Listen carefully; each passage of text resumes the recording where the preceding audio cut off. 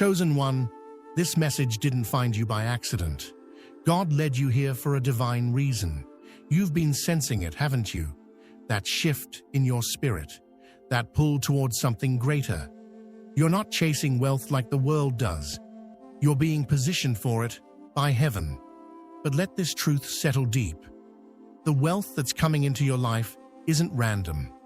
It's tied to your assignment. This isn't about luxury.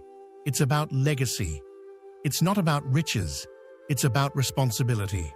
God is preparing to trust you with more because He knows you've been faithful with little. But before this next release comes, you need clarity. You must understand what kind of wealth is coming, why it's coming, and how it's connected to your divine mission. Let's break this open in 7 powerful and prophetic chapters. Before we dive into this prophetic word, make sure you like, share, and subscribe. Because this message isn't just content, it's a divine strategy straight from heaven, meant for the chosen ones who are being positioned for kingdom wealth. If your spirit feels this frequency, type 77 in the comments right now. That number isn't random.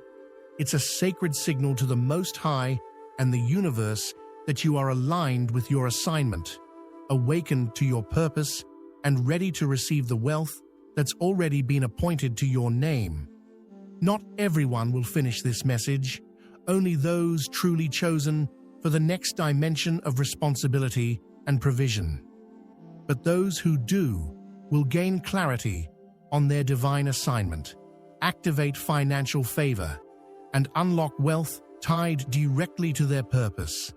This isn't something you watch once and move on. It's a living word, layered with truth, instructions, and spiritual keys. Rewatch it as many times as your spirit leads, because with each listen, you'll catch something deeper. Another confirmation, another piece of your blueprint, another sign that your wealth is coming because of your obedience. This is your moment of revelation. Let's go deep. Chapter 1. This isn't just money. It's mission. Chosen one, hear this loud and clear. The wealth that's coming into your life is not random, and it's not about status. It's not for ego. It's not for flexing. It's for impact. It's for assignment. God isn't just preparing to increase your bank account. He's preparing to fund your divine mission. The resources that are being released are strategic, intentional, and holy. You're not being blessed to feel important. You're being resourced to fulfill something important. You've been entrusted with something sacred, something bigger than yourself, a vision, a calling, a kingdom responsibility. And God is now aligning earthly resources with your heavenly assignment. But it's not just so you can have more. It's because your purpose requires more. More reach, more tools, more influence, more structure. And with that comes the release of supernatural provision to support the weight of your work. Look at Joseph. He wasn't just elevated in Egypt for his own survival. His promotion carried generational impact. He was given influence, authority, and wealth so that he could become a preserver of nations. His prosperity wasn't personal, it was prophetic, and that's exactly what's happening with you. God isn't calling you into overflow so you can look blessed. He's doing it because you're called to be a blessing. This is kingdom economics. It's not rooted in greed, it's rooted in grace. It's not motivated by accumulation, it's driven by assignment. You are not like the world. You don't chase wealth, you walk in alignment, and wealth chases you. That's why this wealth won't just feel like a financial blessing. It will feel like divine provision with specific purpose. This wealth isn't coming to build a brand. It's coming to build legacy. It's not for vanity. It's for vision. God is giving you the kind of provision that builds communities, funds ministries, supports missions, creates opportunities, and sustains generations. the kind of wealth that outlives you, the kind of wealth that heals bloodlines, the kind of wealth that proves God was in the center the whole time. But understand this, with that kind of wealth comes weight. With provision comes purpose.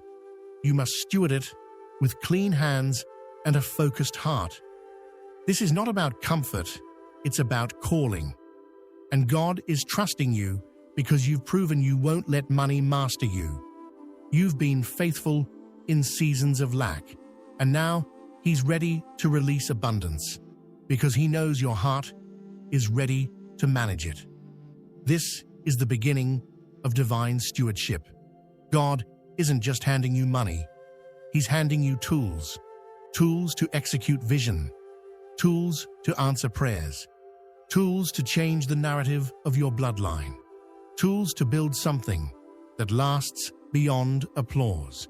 So when the increase comes, and it will, remember this: it's not just money, it's mission, and you've been chosen to carry it out. Chapter 2. Poverty was never your portion. Chosen one, you've walked through seasons where it felt like everything was dry. You've experienced nights where your prayers were soaked in tears, not because you lacked faith, but because you lacked provision. You've had to stretch pennies, make meals out of nothing, and show up smiling even when your spirit was breaking. But let this be your confirmation. Poverty was never your portion. God never designed you to live in lack, but He allowed you to walk through it so that He could develop something far greater than comfort: character. The wilderness wasn't sent to ruin you, it was sent to refine you. You were never being punished, you were being prepared. Poverty was never the plan, but it was part of the process. God allowed the lack to reveal your loyalty. He allowed the struggle to reveal your strength. He allowed you to experience scarcity, not so you'd settle there, but so you'd learn what abundance truly means. Because true wealth isn't just having money, it's knowing how to carry it without losing yourself. In the wilderness, you learned how to hear God's voice without a paycheck. You learned how to make wise choices when nothing looked stable. You learned how to trust Him when the bills were due, the options were few, and all you had was a word. That kind of faith doesn't fade. That kind of faith qualifies you for what's next. Now, God can trust you. Because you've learned how to move without money, He can now release it without fear that you'll become consumed by it. The season of scraping has taught you strategy. The season of not enough has built in you the discipline to steward more than enough. You've been trained in the school of survival, not to stay there, but so that you'd know how to lead others out of it.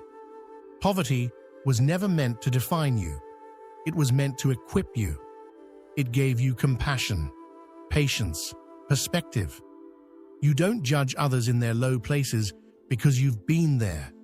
You don't take blessings for granted because you remember the sting of lack.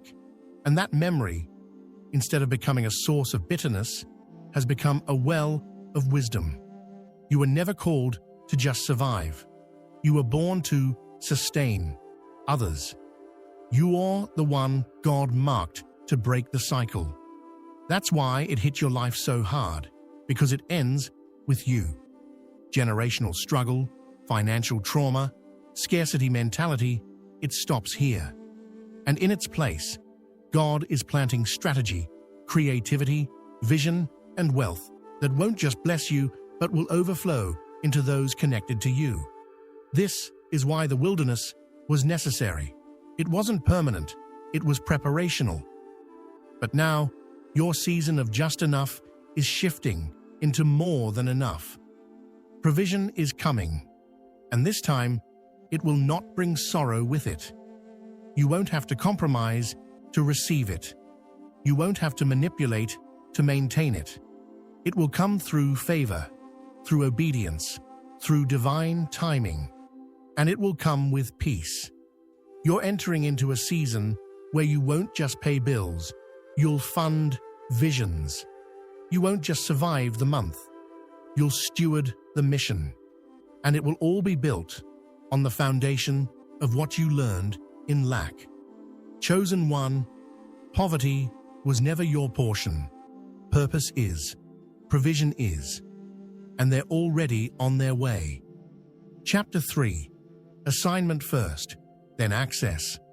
Chosen one, if you've ever wondered why certain people gain wealth but lose peace, or why others chase success but still feel empty, it's because they've pursued access without understanding assignment.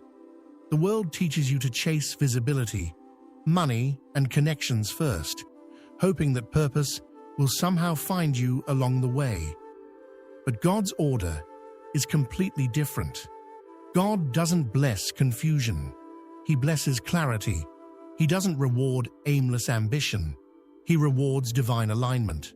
The kingdom formula is clear. Assignment first, then access.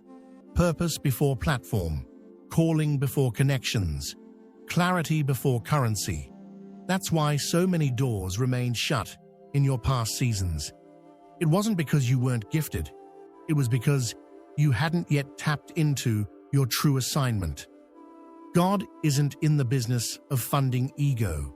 He funds obedience. When you finally stepped into your calling, when you stopped hiding, stopped shrinking, stopped running, things began to move. That's not coincidence. That's divine response. Your assignment is a magnet. It attracts what's necessary to complete the mission. When you walk in purpose, favor chases you. Provision locates you. People are drawn to you, not because of charisma, but because of the oil on your life. You don't need to manipulate access. You don't need to force opportunities. You don't have to beg for support. The right doors open when the right calling is activated. That's why some things didn't work before, because you were asking God to bless a version of you that wasn't assigned. But now you've found your lane. Now you're in the flow of grace, and in that place, provision is inevitable. This is why God keeps urging you to stay focused. Stay in your divine lane. Don't look to the left or right. Don't get distracted by side paths or temporary applause. The enemy would love to offer you shortcuts that cost your anointing, but you weren't called to impress. You were called to impact. And impact takes discipline. Impact takes patience. Impact takes walking the long road with God until He reveals the fullness of your assignment. You're not just building a business, you're building a branch of the kingdom. You're not just launching a brand, you're carrying a blueprint. And every time you walk in obedience, heaven releases new access. You don't need to run after the bag when you're already holding the blueprint. The resources, the investors, the collaborations, the increase. It all flows from the assignment. This is why you must protect your calling. Don't dilute it for likes. Don't twist it to fit trends. Don't try to monetize it prematurely. Purpose is your currency, and when you're walking in it, you won't have to chase provision. It will recognize the scent of destiny and come running. And remember, wealth isn't the goal, it's the byproduct. It's what happens when you're aligned, when you're walking in rhythm with heaven, when you stop chasing and start becoming. You don't need more hustle, you need more clarity, because access doesn't come from effort alone, it comes from alignment. So take this as confirmation. Your assignment is what activates your access. Your calling is what unlocks your doors, and your obedience is what attracts heaven's full support. Chosen one, don't worry about the resources. Focus on the reason. Don't panic about the lack. Focus on the lane. Because the moment you prioritize your divine assignment, the access will follow, and it will be more than enough. Chapter 4. Character over cash. God's way. Chosen one, let this settle deep in your spirit. God will never release into your life something that will compete with Him for your worship. That includes wealth. This is the truth that most people avoid, but you need to hear it plainly. God will withhold what you are not yet healed enough to handle. He is more concerned with your character than your cash flow. He's more invested in your soul than your status. Because in the kingdom, prosperity without purity is dangerous. You've been asking for increase, and heaven hasn't said no. It's been saying, not yet. Why? Because the level of wealth you're about to walk into requires a foundation of maturity, humility, and stewardship. It's not that you're not worthy, it's that God is wise. He loves you too much to bless you prematurely. There are people who've gained wealth without wisdom, and it crushed them. They lost their peace, their marriages, their sense of identity. They had the money, but no direction. They had the platform, but no protection.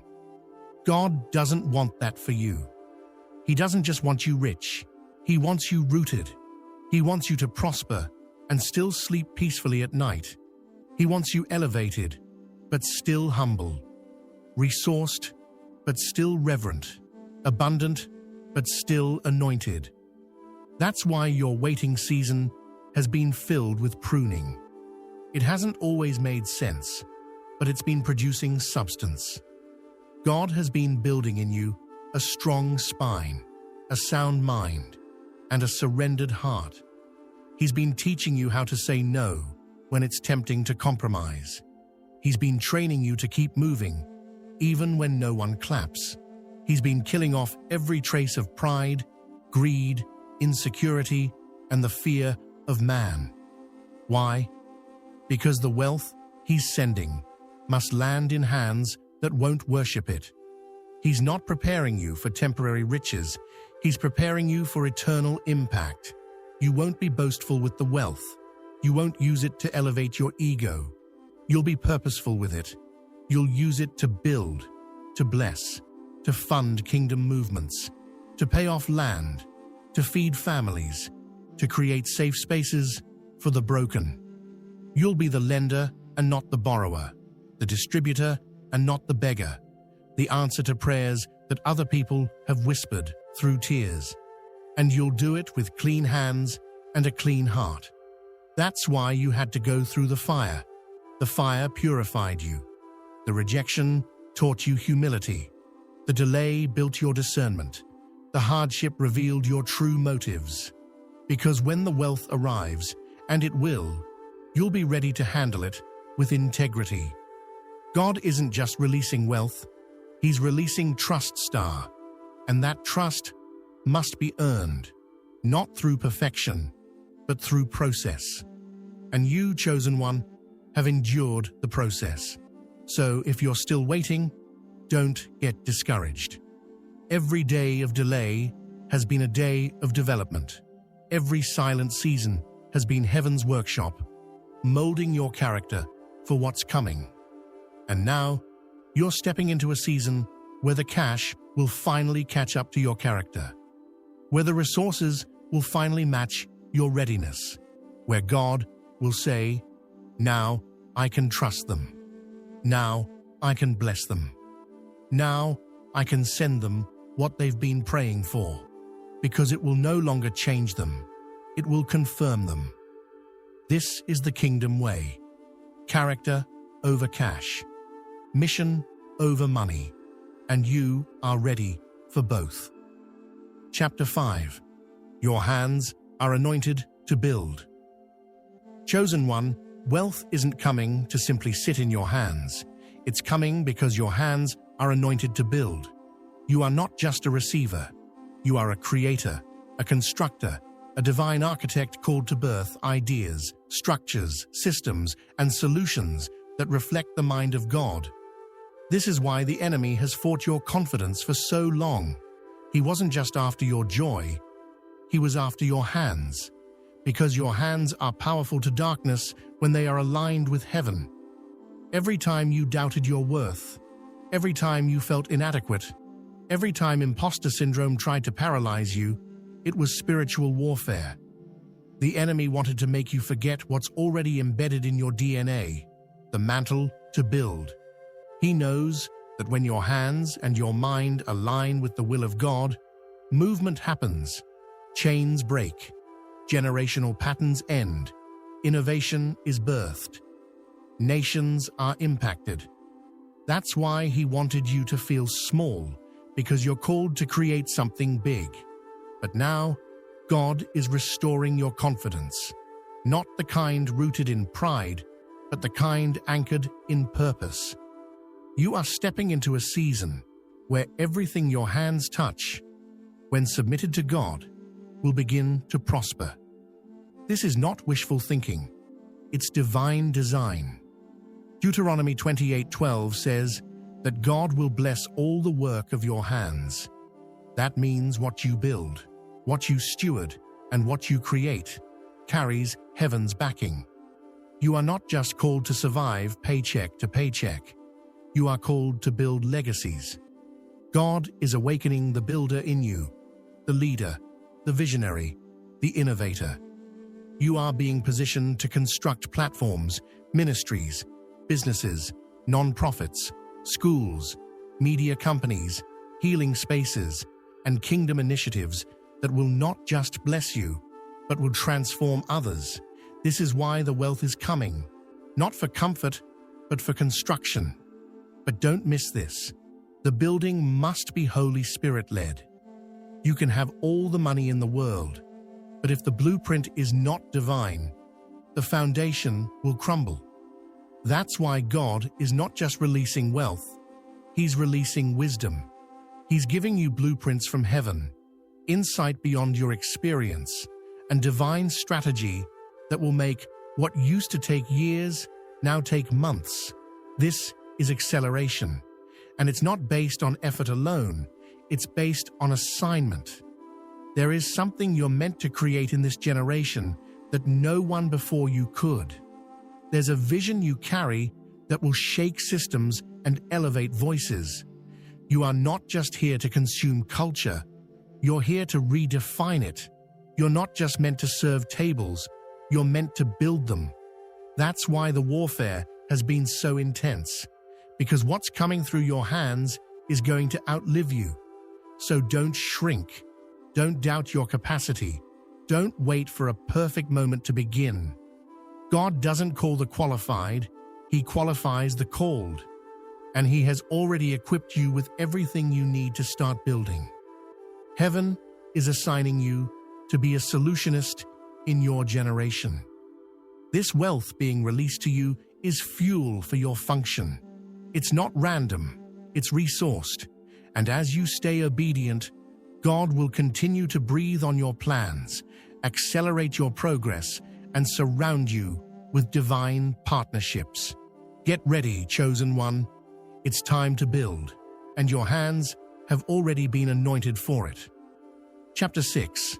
The right people will recognize the oil. Chosen one of the greatest lies the enemy ever whispered was that you had to strive, hustle, manipulate, or force your way into visibility to be blessed. But let this truth settle deep in your spirit. The wealth that is tied to your assignment will not come by your striving. It will come through divine recognition. You won't have to beg for it. You won't have to chase people for support. You won't have to contort yourself to be seen. God is sending people who will recognize the oil on your life without you having to prove it. There is a difference between promotion by man and positioning by God. When man promotes you, you owe them. When God positions you, you owe Him. You are not going to have to network your way into your next level. Heaven has already networked on your behalf. Angels have already gone ahead to prepare hearts, minds, and moments. And the ones who are assigned to help you will feel the weight of your calling and be moved to respond to it. You don't need to fight for a seat at the table when God is building your own. Stop trying to force your way into rooms that weren't designed for your anointing. Stop seeking validation from people who can't spiritually discern who you are. Some tables are too small for your vision. Some rooms are too shallow for your oil. And that's not arrogance, it's alignment. You weren't created to fit in. You were chosen to stand out for kingdom purpose. You may have been overlooked before, but that was divine protection. You may have been rejected, but it was redirection. God hid you for a reason, so that when the unveiling came, only the right ones would have access. These next doors are not being opened by popularity. They're being opened by purpose. The favor that's coming is assignment-based, and that means the people who come with it are aligned, equipped, and ready to support not just you, but the mission you're carrying. God is preparing strategic partnerships behind the scenes, people with influence, resources, and reach. But more importantly, people with discernment. They won't be impressed by image. They'll be stirred by the anointing. They won't be swayed by charisma. They'll be locked in by your calling. These are kingdom connectors, the kind of people who are praying for someone like you without even knowing your name. They're not coming to take, they're coming to invest. They don't want attention, they want assignment. And when your vision is clear, your posture is humble, and your heart is clean, you'll attract what effort never could, because the oil draws what hustle cannot. This is why you had to go through a season of separation, so that when the right people arrived, you'd be ready to receive, not perform, so that you wouldn't settle for being seen. You'd wait to be sent for, because there's a difference between being visible and being validated by God. You don't need everyone to see you. You just need the right ones to recognize what's on you. And they will. God has assigned individuals who will unlock access, open gates, and bless the vision, not out of obligation, but out of revelation. So stay faithful, stay focused, keep building in silence, keep praying in secret, keep showing up with integrity, because soon someone will look at what you're doing and say, "We've been waiting for this. How can we support you?" Chosen one. The right people are coming. The right support is coming. The right wealth is coming. And it's not because you chased it. It's because the oil called for it. Chapter 7. This isn't just for you. It's for generations. Chosen one, you must understand this with clarity and humility. The wealth that's about to enter your life isn't just for your comfort. It's for your calling. It's not just about elevation. It's about legacy. What God is releasing into your hands isn't just provision. It's generational vision. You are not just the beneficiary of this blessing. You are the bridge that connects your bloodline to something that's never existed before. You are being positioned as a gate opener, a cycle breaker, a foundation layer, and a kingdom financier. This is bigger than your personal dreams. This is about divine inheritance. It's about what your children will inherit, not just in wealth, but in wisdom, in faith, in freedom. It's about shifting entire lineages from survival to significance. What heaven is releasing to you is not an isolated blessing. It's a transgenerational covenant.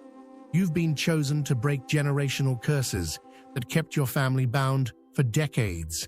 Poverty, debt, insecurity, fear, scarcity thinking. Those cycles stop with you. The sacrifices you're making right now, financially, emotionally, spiritually, are not in vain. You are planting seeds that will feed nations, both literally and spiritually. The prayers you whisper now will become the protection and prosperity your grandchildren walk in without even knowing what you fought through.